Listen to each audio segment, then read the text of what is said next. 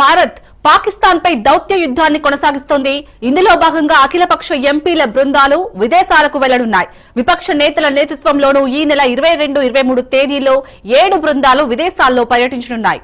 అమెరికాకు శశి థరూర్ నేతృత్వంలో ఒక బృందం, తూర్పు ఐరోపా దేశాలకు బైజయంత్ పాండా బృందం, రష్యాకు కనిమొల్లి నేతృత్వంలోని బృందం, ఆగ్నేయాసియాకు సంజయ్ జూ టీం వెళ్లనుంది. అదేవిధంగా మిడిల్ ఈస్ట్ దేశాలకు రవిశంకర్ ప్రసాద్ బృందం, పశ్చిమాసియా దేశాలకు సుప్రియా సూలే టీం, ఇక ఆఫ్రికన్ దేశాలకు శ్రీకాంత్ షిండే బృందం బయలుదేరనుంది. వీరంతా పాక్ ఉగ్రవాదం దుశ్చర్యలను ప్రపంచ దేశాలకు వివరించనున్నాయి.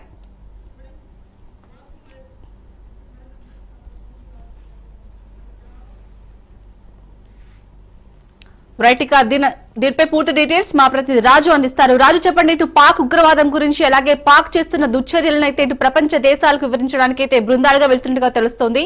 అప్డేట్స్ ఏంటి రాజు? శాలిని, పాకిస్తాన్ ఏదైతే ఉగ్రవాదాన్ని పెంచి పోషిస్తా ఉందో దీనిపై భారతదేశం కఠినంగా వ్యవహరించాలని నిర్ణయించింది. ఇప్పటికే పాక్ పై పలు నిషేధాలు విధించినటువంటి భారతదేశం తాజాగా దౌత్యపరమైనటువంటి యుద్ధాన్ని కూడా ప్రయోగించాలని భారత్ చూస్తా ఉంది. ప్రపంచానికి పాకిస్తాన్ యొక్క వైఖరిని, పాకిస్తాన్ ఉగ్రవాదానికి ఏ విధంగా సహాయం చేస్తా ఉంది అనే దానిపై ప్రపంచ దేశాలకు వివరించేందుకు సిద్ధమైంది. కేంద్ర ప్రభుత్వం ఆధ్వర్యంలో అఖిలపక్ష ఎంపీలను వివిధ దేశాలకు తీసుకెళ్లి పాక్ యొక్క దుశ్చర్యలను, పాక్ దమన నీతిని కూడా ప్రపంచానికి తెలియజేయాలని చెప్పి కూడా కేంద్ర ప్రభుత్వం నిర్ణయించింది. తాజాగా ఆపరేషన్ సింధూర్ పేరుతో పాకిస్తాన్లో ఉన్నటువంటి 9 ఉగ్రవాద శిబిరాలను ఏ విధంగా ధ్వంసం చేయడం జరిగింది, అందులో ఉగ్రవాదులు హతం కావడం, తదనంతర పరిణామాలు, అదేవిధంగా ఉగ్రవాదంపై భారతదేశం యొక్క వైఖరిని ప్రపంచ దేశాలకు వివరించేందుకు భారతదేశం సిద్ధమైంది. దీనికి సంబంధించి ఈ నెల 22వ తేదీన పార్లమెంటరీ వ్యవహారాల శాఖ మంత్రి కిరణ్ రిజిజు ఆధ్వర్యంలో అఖిలపక్ష ఎంపీలు విదేశీ పర్యటనలకు వెళ్ళబోతా ఉన్నారు. ప్రధానంగా 7 బృందాలుగా ఈ యొక్క పర్యటనలు కొనసాగబోతా ఉన్నాయి. ఒక్కొక్క బృందానికి ఒక్కొక్కరు నాయకత్వం వహిస్తారు. ఇందులో అఖిలపక్ష ఎంపీలు ఉండబోతా ఉన్నారు. ఒక్కొక్క గ్రూప్లో 5 నుంచి 6 ఎంపీలు ఉంటారని చెప్పి తెలుస్తా ఉంది. మనం చూసుకున్నట్టయితే ప్రధానంగా ఈ యొక్క 5 దేశాలు, ప్రధానంగా అమెరికా, యూకే, అదేవిధంగా సౌత్ ఆఫ్రికా, ఖతార్, యుఏఈ, ఈ దేశాలకు ఈ యొక్క ప్రతినిధుల బృందం వెళ్తుందని చెప్పేసి కేంద్ర ప్రభుత్వం ప్రకటించడం జరిగింది. ఉగ్రవాదంపై భారతదేశం యొక్క వైఖరిని ప్రపంచ దేశాలకు వివరించడం, అదేవిధంగా పాకిస్తాన్ ఉగ్రవాదాన్ని ఏ విధంగా పెంచి పోషిస్తూ ఉంది, ప్రపంచ దేశాలకు ఉగ్రవాదాన్ని సరఫరా చేసే దేశంగా కూడా పాకిస్తాన్ ఏ విధంగా ముందుకు సాగుతూ ఉంది. ఇటీవల ఆపరేషన్ సింధూర్లో హతమైనటువంటి ఉగ్రవాదులకు అక్కడ పాక్ ఆర్మీ కావచ్చు, పాక్ ప్రభుత్వం కావచ్చు, ఏ విధంగా అక్కడ వారి దహన సంస్కారాల్లో దగ్గరుండి మరి ఏ విధంగా జరిపించడం జరిగింది. వీటన్నిటి పరిణామాలను గతంలో పాకిస్తాన్ నుంచి వచ్చినటువంటి టెర్రరిస్టులు ప్రపంచంలో చేసినటువంటి విధ్వంసాన్ని కూడా ఈ యొక్క పర్యటనలో వివరించబోతా ఉన్నారు. ప్రధానంగా మనం చూసుకున్నట్టయితే ఇట్లాంటి పర్యటనలు, భారతదేశం ఇట్లాంటి పర్యటనలు చేయడం ఇది మొదటిసారి కాదు. గతంలో 1994లో కూడా వాజ్పేయి ప్రధానమంత్రిగా ఉన్నప్పుడు అమెరికా UNHRCలో కూడా భారతదేశ ప్రతినిధుల బృందం కూడా పాకిస్తాన్కి వ్యతిరేకంగా ఉగ్రవాదంపై అప్పుడే మన ఎంపీలు కూడా గతంలోనే ప్రపంచ దేశాలకు వివరించడం జరిగింది. తర్వాత రెండవసారి 2008లో మన్మోహన్ సింగ్ ప్రధానమంత్రిగా ఉన్నప్పుడు ముంబై దాడుల తర్వాత కూడా పాకిస్తాన్ యొక్క ఉగ్రవాదాన్ని ఏ విధంగా పెంచి పోషిస్తూ ఉంది అనే విషయాన్ని కూడా గతంలో ఇతర దేశాలకు వెళ్ళినటువంటి బృందాలు కూడా గతంలో వెళ్ళడం జరిగింది. ఈసారి కూడా తాజాగా పాకిస్తాన్ పై ఏదైతే భారతదేశం ఆపరేషన్ సింధూర్ పేరుతో ఏదైతే చేయడం జరిగిందో, ఈ యొక్క దాడి తర్వాత భారత్ పాక్ మధ్యలో నెలకొన్నటువంటి ఉద్రిక్తతలు, పాకిస్తాన్ ఏ విధంగా చర్యలకు పాల్పడింది, పాకిస్తాన్కు ఏవైతే కొన్ని దేశాలు సహకరించడం జరిగింది, వాటి యొక్క పూర్తి వివరాలన్నీ కూడా ఉగ్రవాదంపై భారతదేశం యొక్క వైఖరిని ప్రపంచ దేశాలకు వివరించేందుకు భారతదేశం సిద్ధమైంది. ఈ నెల 22వ తేదీ నుంచి కూడా ఈ యొక్క పర్యటనలు ఉండబోతున్నాయని చెప్పి కూడా ప్రభుత్వం ఇప్పటికే ప్రకటించడం జరిగింది. సో టెర్రరిజం ఏ రూపంలో ఉన్నా సహించేది లేదు అని చెప్పేసి భారతదేశం ఇప్పటికే స్పష్టం చేయడం జరిగింది. దీనికి సంబంధించి అఖిలపక్ష ఎంపీలకు కూడా పార్లమెంటరీ వ్యవహారాల శాఖ మంత్రి కిరణ్ రిజిజు ఇప్పటికే వాళ్ళందరితో మాట్లాడడం జరిగింది. అఖిలపక్ష ఎంపీలు కూడా ఉగ్రవాదంపై కలిసి వస్తాము, కేంద్ర ప్రభుత్వం ఎట్లాంటి నిర్ణయం తీసుకున్నా కూడా అందరం కూడా కలిసి వస్తామని చెప్పి కూడా వాళ్ళు కూడా చెప్పడం జరిగింది. ఈ నేపథ్యంలోనే ఈ యొక్క టూర్ ఖరారైనట్టుగా కూడా తెలుస్తా ఉంది. ఇది 10 రోజుల పాటు కూడా ఈ యొక్క టూర్ కొనసాగుతుందని చెప్పి కూడా ప్రభుత్వ వర్గాలు చెప్తా ఉన్నాయి. ఉగ్రవాదాన్ని సహించేది లేదు అని చెప్పేసి కూడా భారతదేశం అయితే కరాఖండిగా చెప్తున్నటువంటి పరిస్థితి కనిపిస్తా ఉంది. శాలిని, రైట్, థ్యాంక్ యూ రాజు.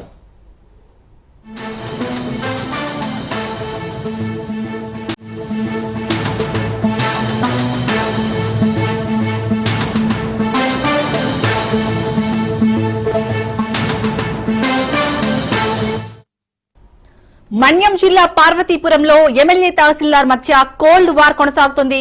తహసీల్దార్ జయలక్ష్మి ఫిర్యాదు లేఖ వైరల్ గా మారింది. ఫోన్ చేసి ఎమ్మెల్యే బోనెలా దూషించారని తహసీల్దార్ ఫిర్యాదు చేశారు.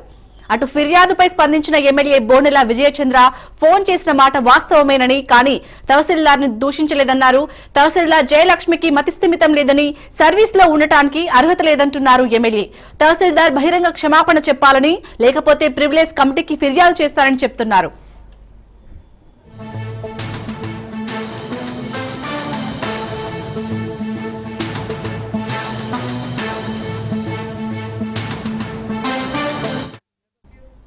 ఇటు మన్యం జిల్లా పార్వతీపురంలో అయితే ఎమ్మెల్యే మరియు తహసీల్దార్ మధ్య కోల్డ్ వార్ కొనసాగుతున్నట్టుగా తెలుస్తోంది. దీనిపై పూర్తి డీటెయిల్స్ మా ప్రతినిధి సూర్యప్రకాష్ అందిస్తారు. సూర్యప్రకాష్,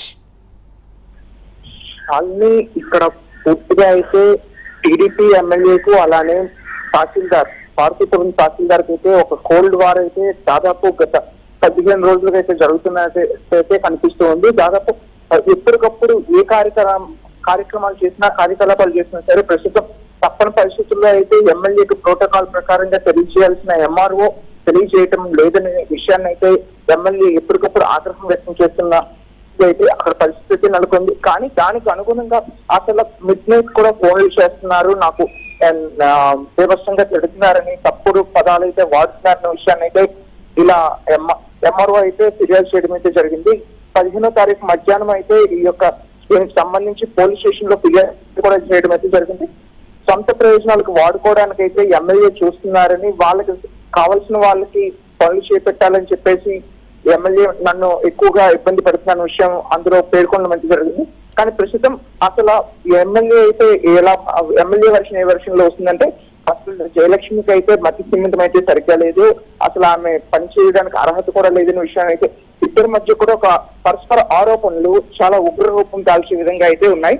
రోజు దానివల్ల స్థానికంగా ఉన్న అధికారులు కూడా ఏం చేయాలో అర్థం కావట్లేదు. అధికార పక్షంలో ఉన్న ఎమ్మెల్యేని ఏమైనా అనలేకపోతున్నారు, అధికారంలో ఉన్న ఎంఆర్ఓని కూడా ఏమనలేక కింద ఉన్న ఉద్యోగులకి ఇబ్బంది పడడం అయితే జరుగుతుంది. ప్రస్తుతం దీని మీద అలానే పోలీస్ అధికారులు కూడా ఎటువంటి చర్యలు తీసుకోకపోవడంతో అసలు ఏం జరగబోతుందని అయితే ప్రజల్లో కూడా ఉత్కంఠ అయితే నెలకోవడం అయితే జరిగించాలి. సూర్యప్రకాష్, మరి అక్కడ గ్రామస్తులు ఏమంటున్నారు? గ్రామస్తులు వీళ్ళిద్దరి మధ్య జరుగుతున్న దృశ్య అక్కడ ఉన్న పట్టణంలో ఉన్న ప్రజలందరూ కూడా చాలా ఇబ్బందులు అయితే ఎదుర్కొంటున్నారు. ఎందుకంటే ఏ పని చేయాలన్నా సరే ఇద్దరి మధ్య కోఆర్డినేషన్ అనేది చాలా ఇంపార్టెంట్. ఎందుకంటే ఎంఆర్ఓ ఏమైనా అప్లై చేసినా కూడా అప్రూవల్ ఇవ్వాలంటే ఎమ్మెల్యే స్థాయి నుండి కూడా అప్రూవల్ అనేది రావాలి. ఎమ్మెల్యే ఇచ్చేవి కూడా ఎంఆర్ఓ అప్రూవల్స్ అయితే చాలా ఇంపార్టెంట్. వీటి వల్ల వాళ్ళకి ఇబ్బంది పడడం అయితే జరుగుతుంది. ప్రస్తుతం ఆరోగ్యశ్రీతో పాటు రేషన్ కార్డులు, ఆంధ్రప్రదేశ్ లో అయితే రేషన్ కార్డులు ఏమైతే వాళ్ళ పేరుని జప్తు చేసుకునే అవకాశాన్ని అయితే కల్పించడం జరిగింది. దానికి పూర్తి అధికారాలు కలిగిన ఎంఆర్ఓకి ఈ టైంలో ఇలా జరగడం వల్ల చాలా మంది రేషన్ కార్డులో వాళ్ళ యొక్క పేర్లు చేర్చుకోవడానికి కానీ, స్ప్లిట్టింగ్ కానీ, కొత్త రేషన్ కార్డులకి అప్లికేషన్ పెట్టుకోవడానికి తీవ్ర ఇబ్బందులు పడడం అయితే జరుగుతుంది. దీనివల్ల అధికారులకు ఎమ్మెల్యే ప్రజాప్రతినిధులకు మధ్య జరుగుతున్న ఇబ్బందుల వల్ల ప్రజలైతే తీవ్రంగా ఇబ్బందులు పడడం అయితే జరుగుతుంది. Right, thank you Suryaprakash.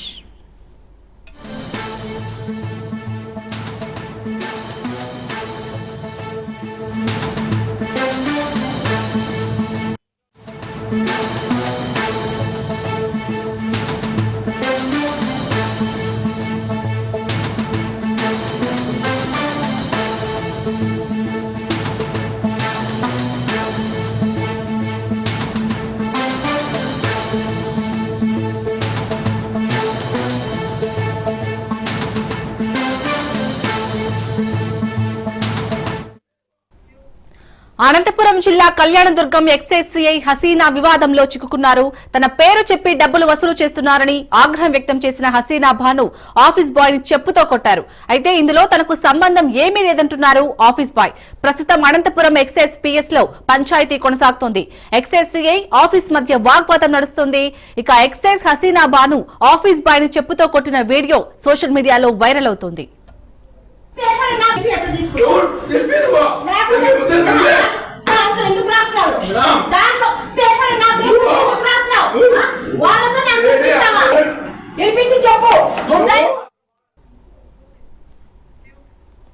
Anantapuram జిల్లా కళ్యాణదుర్గం ఎక్స్ఏసీఐ హసీనా వివాదంలో చిక్కుకున్నారు. తన పేరు చెప్పి డబ్బులు వసూలు చేస్తున్నారని ఆగ్రహం వ్యక్తం చేసిన హసీనా భాను ఆఫీస్ బాయ్ ను చెప్పుతో కొట్టారు.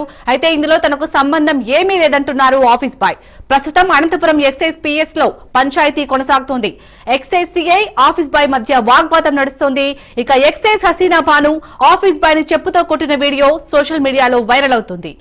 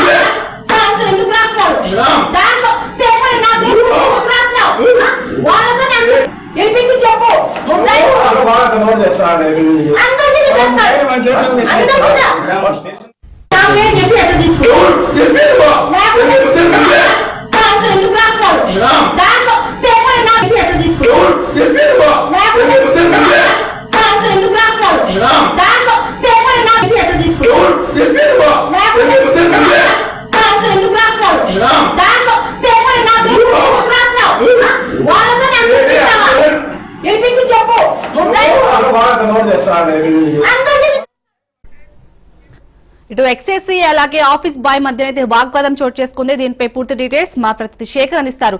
శేఖర్, చెప్పండి, ఒక ఎక్స్ఏసీ స్థాయిలో ఉండి అటు ఆఫీస్ బాయ్ ని చెప్పుతో కొట్టారు, మనం వీడియో చూస్తున్నాం. అలాగే ఇప్పుడైతే ప్రస్తుతం అనంతపురం ఎక్సైజ్ పిఎస్ లో పంచాయతీ కొనసాగుతున్నట్టుగా తెలుస్తుంది. అప్డేట్స్ ఏంటి?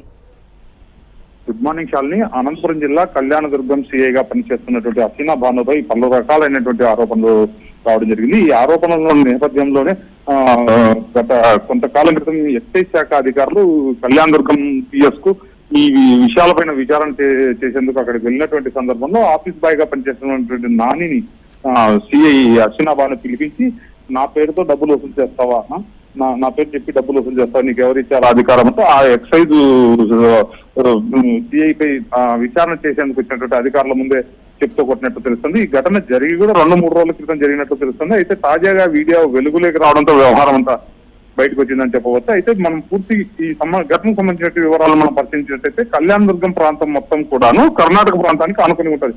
ఒక బ్రహ్మసముద్రం మండలము, కుందుర్తి, చెట్టూరు, ఈ ప్రాంతాలన్నీ కర్ణాటక సరిహద్దు ప్రాంతాలు. ఈ ప్రాంతాల్లో తరచుగా అంటే కర్ణాటక మద్యం అంటే మన ఏపీ మద్యం కంటే కర్ణాటక మద్యం కాస్త చవక నాణ్యంగా ఉంటుందన్నటువంటి ఉద్దేశంతో చాలా మంది వినియోగదారులు అక్కడ నుంచి అటు తెచ్చుకుంటుంటారు. అలాగే కొంతమంది బెల్ట్ షాప్ నిర్వాహకులు సైతం అక్కడ నుంచి ఈ కర్ణాటక మద్యాన్ని తెచ్చి అమ్ముకుంటుంటారు. ఈ వ్యవహారంతో చూసి చూడనట్టుగా ఉండేందుకు ఎక్సైజ్ శాఖ అధికారులకు మామూలు ముట్ట చెప్తుంటున్నారు అనేటువంటి ఆరోపణలు చాలా రోజులుగా వినిపిస్తున్నప్పటికీ దీనికి సంబంధించిన కేసులుగా పెద్దగా నమోదైనట్లు మనకు స్పష్టంగా కనిపించడం లేదు. ఈ నేపథ్యంలో ఇటీవల కాలంలో ఈ ఎక్సైజ్ హసీనా భాను కూడా మామూలు మొత్తంలో ఈ వ్యవహారం అంతా కూడా చూసి చూడనట్లు వ్యవహరిస్తోంది అన్నటువంటి ఆరోపణలు ఎక్సైజ్ అధికారుల సంఘానికి ఒక లేఖ రూపంలో పంపినట్టు తెలుపుతుంది. ఈ వ్యవహారం పైన విచారణకు వచ్చినటువంటి సందర్భంలో ఎక్సైజ్ తన పైన ఉన్నటువంటి నెపాన్ని అటెండర్ పై నెట్టేందుకు అలా వ్యవహరించిందా, లేకపోతే నిజంగా అటెండర్ ఎక్సైజ్ పేరుతో వసూలు చేస్తున్నాడా అన్నది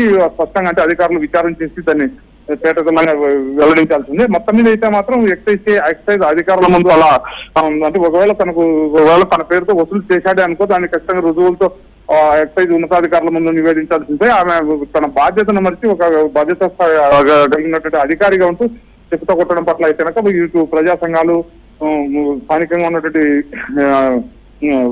అధికారులు కూడా ఈ వ్యవహార శైలి అంతా కూడా తమకు దిగుసాగరంగా కనిపిస్తుంది. ఈ వ్యవహారం సిఐ అయితే పోలీస్ శాఖగా మచ్చ తెచ్చేలా ఉందన్నటువంటి ఆరోపణలు వినిపిస్తున్నాయి. దీనిపై అయితే ఉన్నతాధికారులు ఏ విధంగా స్పందిస్తారన్నది వేచి చూడాల్సినటువంటి అంశం. అయితే ఇది గత 4 రోజుల క్రితమే జరిగినప్పటికీ తాజాగా వీడియో వెలుగులోకి రావడంతో ఈ వ్యవహారం వెలుగులోకి వచ్చింది. శాలిని, శేఖర్, మరి అలాగే ఎక్సైజ్ సిఐ పై ఎలాంటి చర్యలు తీసుకునే ఛాన్స్ ఉంది? Madam, question repeat please. Shekhar, అలాగే ఇటు ఎక్సైజ్ సిఐ పై ఎలాంటి చర్యలు తీసుకునే ఛాన్స్ ఉంది? తన స్థాయిని మరిచి ఆఫీస్ బాయ్ పై అలా కొట్టడంపై ఎలాంటి చర్యలు తీసుకునే ఛాన్స్ ఉంది? దీనిపైన ఖచ్చితంగా అయితే ఇప్పుడు మనకు ఉన్నతాధికారులు అయితే ఈ విషయంపై మనం విచారణ ఈ విషయంపై మనం వివరణ అడిగేందుకు ప్రయత్నం చేస్తే అధికారులు అందుబాటులోకి రానటువంటి పరిస్థితి. అయితే ఈ వ్యవహారంలో ఖచ్చితంగా ఎక్సైజ్ చేసి తప్పని తెలిస్తే ఖచ్చితంగా శాఖాపరమైనటువంటి చర్యలు తీసుకుంటారు. ఈ చర్యలు కూడా తీవ్రతరంగా ఉంటాయన్నది మనకు వినిపిస్తున్నటువంటి పోలీస్ అధికారులు, ఎక్సైజ్ పోలీస్ అధికారుల నుంచి వినిపిస్తున్నటువంటి వాదన అయితే పోలీసు ఉన్నతాధికారులు నోరు మెదిపితే తప్ప ఈ తీవ్రత ఎంత చర్యల తీవ్రత ఎంత మేరకు ఉంటుందని మనం ఒక స్పష్టంగా చెప్పలేనటువంటి పరిస్థితి. అలాగే శేఖర్, అసలు ఆఫీస్ బాయ్ అనేవారు అక్కడ లంచం తీసుకున్నారు లేదా అక్కడ ఉన్నతాధికారులు ఏమంటున్నారు? మెయిన్ గా ఇక్కడ లంచం తీసుకున్నారనే ఆరోపణతోనే కదా ఇక్కడ ఎక్సైజ్ సిఐ అతన్ని కొట్టింది. అసలు ఈ వ్యవహారాన్ని అంతా కూడా ఎక్సైజ్ శాఖ ఉన్నతాధికారులు మొత్తం విచారణ చేపట్టారు. ఎన్ని రోజుల నుంచి ఈ కర్ణాటక మద్యం రవాణా జరుగుతుంది, ఈ క్రయ విక్రయాలు ఏ విధంగా జరుగుతున్నాయి, అంటే ఎవరు అండదండంతో జరుగుతున్నాయి అన్నటువంటి కోణంలో ఉన్నతాధికారులు అయితే విచారణ చేపట్టారు. ఈ జరుగుతున్నప్పటికీ ఈ ఎక్సైజ్ శాఖలో పోలీసు అధికారులు అంటే ఇప్పుడు సిఐ అంటే ఉన్నత స్థాయి అధికారిగా ఉంటుంది, కింది స్థాయి ఆ గ్రామాలకు సంబంధించి ఇన్ఛార్జ్ గా వ్యవహరిస్తున్నటువంటి కానిస్టేబుల్ కానీ ఎవరైనా కానీ వారు ఇక్కడ జరుగుతున్నటువంటి సంతు విచారణ సిఐ దృష్టికి తీసుకెళ్తే కదా సిఐ చర్యలు తీసుకుంది. అది తీసుకెళ్లారా లేకపోతే సిఐ సహకారంతో ఈ అక్రమ దందాకు తెరలేపారా అన్న కోణంలో ఉన్నతాధికారులు అయితే విచారణ చేపట్టారు. వాస్తవంగా మొత్తం మీద ఈ కర్ణాటక మద్యం విక్రయిస్తున్నారు బెల్ట్ షాపుల రూపంలో అన్నది అయితే కనుక వాస్తవము. దీనిపైన అంటే దీంట్లో ప్రమేయం ఎవరిదుంటుంది? ఒకవేళ సరే ఈ పోలీస్ శాఖ అధికారులు రెడ్ హ్యాండెడ్ అంటే రెడ్ హ్యాండెడ్ గా ఇరుక్కోకుండా ఈ ఎవరైతే నాని ఆఫీస్ అటెండర్ గా ఉండడం నానిని అడ్డు పెట్టుకుని వసూలు చేశారా అన్నది కనుక ఖచ్చితంగా ఈ ఎక్సైజ్ ఉన్నతాధికారులు విచారణ చేసి బయటికి చెప్తే కానీ మనకు స్పష్టంగా అర్థం కాని విషయం. దీంట్లో తేలితే మాత్రం ఖచ్చితంగా తప్పని అటు అటెండర్ వైపు నుంచి తప్పు తేలినా, ఒకవేళ ఎస్ఐ సిఐ వైపు తప్పు తేలినా చర్యలు అయితే అందరిపైన ఉంటాయి. ఖచ్చితంగా ఈ చెప్పుతో కొట్టిన వ్యవహారం పైన అయితే మాత్రం ఖచ్చితంగా ఎక్సైజ్ సిఐపై చర్యలు ఉంటాయని ఎక్సైజ్ శాఖ ఉన్నతాధికారులు చెబుతున్నటువంటి పరిస్థితి ఇక్కడ కనిపిస్తుంది. Shalini, right, thank you Shekhar.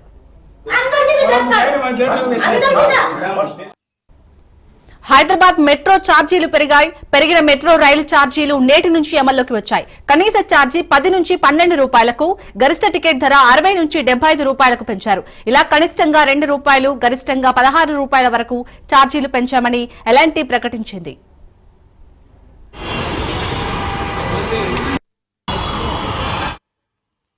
పెరుగుతున్న నిర్వహణ ఖర్చుల కారణంగా మెట్రో ఛార్జీలు పెంచినట్లు టాక్ వినపడుతుంది.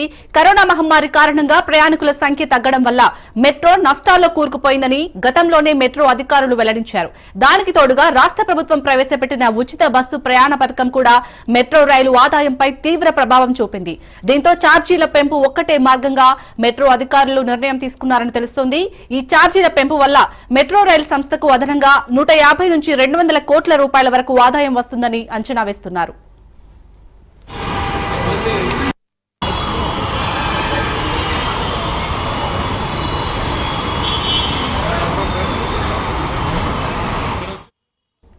హైదరాబాద్ మెట్రో ఛార్జీలు పెరిగిన మెట్రో రైలు ఛార్జీలు నేటి నుంచి అమల్లోకి వచ్చాయి. కనీస ఛార్జీ 10 నుంచి 12 రూపాయలకు, గరిష్ట టికెట్ ధర 60 నుంచి 75 రూపాయలకు పెంచారు. ఇలా కనిష్టంగా 2 రూపాయలు, గరిష్టంగా 16 రూపాయల వరకు ఛార్జీలు పెంచామని ఎల్ఎన్టీ ప్రకటించింది.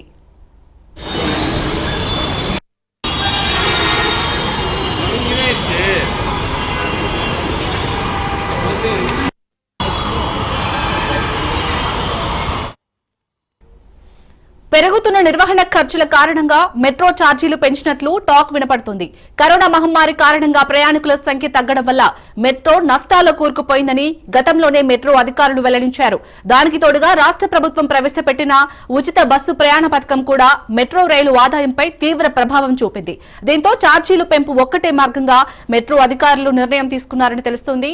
ఈ ఛార్జీల పెంపు వల్ల మెట్రో రైలు సంస్థకి అదనంగా 150 నుంచి 200 కోట్ల రూపాయల వరకు ఆదాయం వస్తుందని అంచనా. ప్రస్తుతం ఉప్పల్ నుంచి మాదాపూర్ రెగ్యులర్గా వచ్చేవాడిని. రెగ్యులర్గా 50 రూపీస్ కట్టాయి. ఒకేసారి నాకు ఇప్పుడు జస్ట్ నాకు తిరిగేయడానికి 76 రూపాయలు అట్లా కట్టాయి. చూశాను, షాక్ అయ్యాను. కిందకి వచ్చేసరికి మనం మీడియా వాళ్ళు కనబడి ఏంటంటే ఛార్జీలు పెంచారంటే అవునండి చెప్పారు. ఇది చాలా భారం అవుతుంది ఐటీ పీపుల్స్కి వరకు ఇక్కడ రావడం. ఇప్పుడు ఉప్పల్ నుంచి ఇక్కడికి రావడానికి 50 రూపాయలు మంత్లీ నాకు 3000 అవుతున్నాయి. మా బేసిక్ సాలరీలు పెట్టుకొని ఇంత దూరం వస్తే 70 అంటే నియర్లీ మాకు 5000 to 4500 ఎబో అవుతున్నది. ఇది చాలా భారం అవుతుంది ఐటీ పీపుల్స్కి. మెట్రోని నమ్ముకొని ఇక్కడ ఎంప్లాయీస్ ఇవన్నీ చూస్తున్నాము. అదేదో పోయి ఊళ్ళలో వ్యవసాయం చేసుకుందాం అంటే వ్యవసాయంలో ఇప్పుడు రైతు బంధు ఇవి ఇవ్వకుండా రేవంత్ ప్రభుత్వం అలా రైతులు నామం చేస్తుంది. ఇక్కడికి వచ్చాక ఇలా మెట్రో ఛార్జీలు పెంచి మాలాంటి సామాన్యులకు చాలా ఇబ్బంది అవుతుందండి. ఇది తీవ్రంగా ఖండిస్తున్నాము. ఐటీ పీపుల్స్ తరఫున అందరం ఒకసారి యుద్ధమించి ఇలాంటి 15 రూపాయలు డైలీ అంటే 15 పైన 30 రూపాయలు పెంచారు. చాలా భారం అవుతున్నది, అసలు రాలేని పరిస్థితి.